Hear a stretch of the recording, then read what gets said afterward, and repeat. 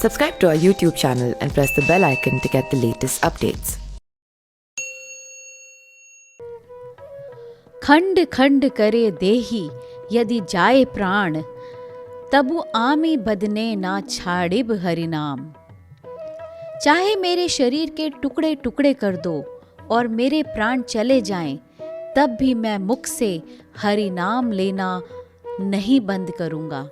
शमशान में जब महर्षि दगीची के मांस पिंड का दाह संस्कार हो रहा था तो उनकी पत्नी अपने पति के वियोग को सहन नहीं कर पाई और पास में ही स्थित एक विशाल पीपल वृक्ष की कोटर में 3 वर्ष के बालक को रखकर स्वयं चिता में बैठकर सती हो गई। इस प्रकार महर्षि दगीची और उनकी पत्नी का बलिदान हो गया। परंतु पीपल की कोटर में रखा बालक भूख प्यास से तड़प तड़प कर चिल्लाने लगा।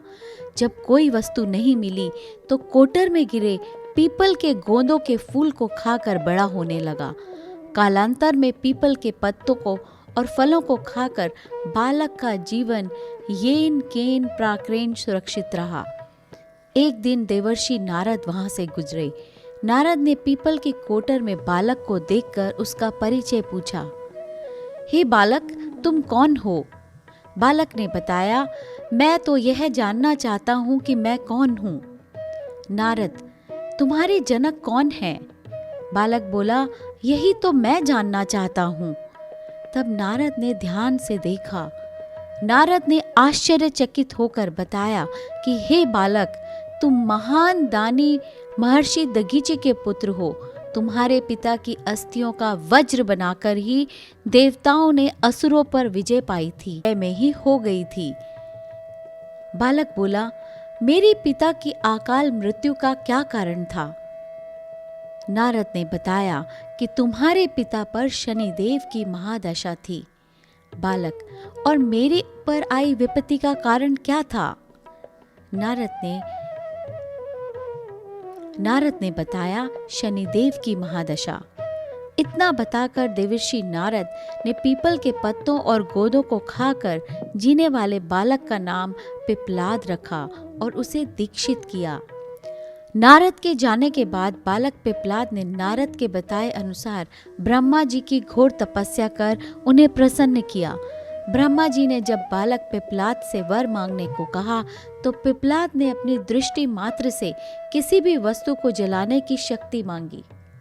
ब्रह्मा जी से वर मिलने पर सर्वप्रथम पिपलाद ने शनि देव का आह्वान कर अपने सम्मुख प्रस्तुत किया और सामने पाकर आंखें खोलकर भस्म करना शुरू कर दिया। शनिदेव सशरीर जलने लगे। ब्रह्मांड में कोलाहल मच गया। सूर्य पुत्र शनि की रक्षा में सारे देव विफल हो गए।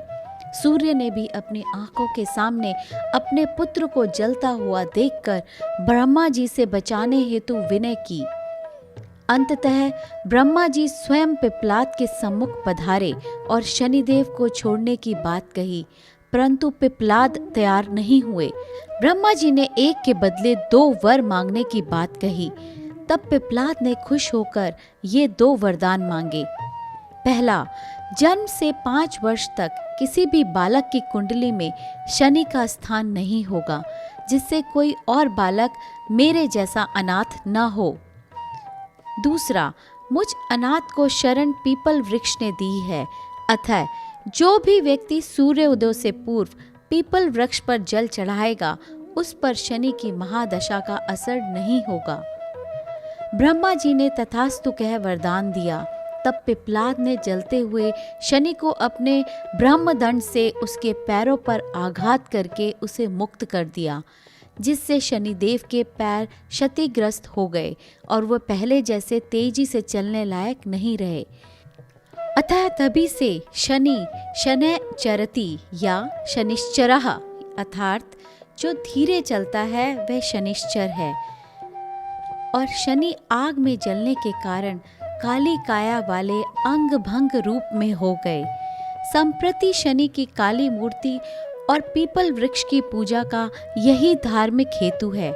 आगे चलकर पिपलाद ने प्रश्न उपनिषद की रचना की, जो आज भी ज्ञान का वृहद भंडार है।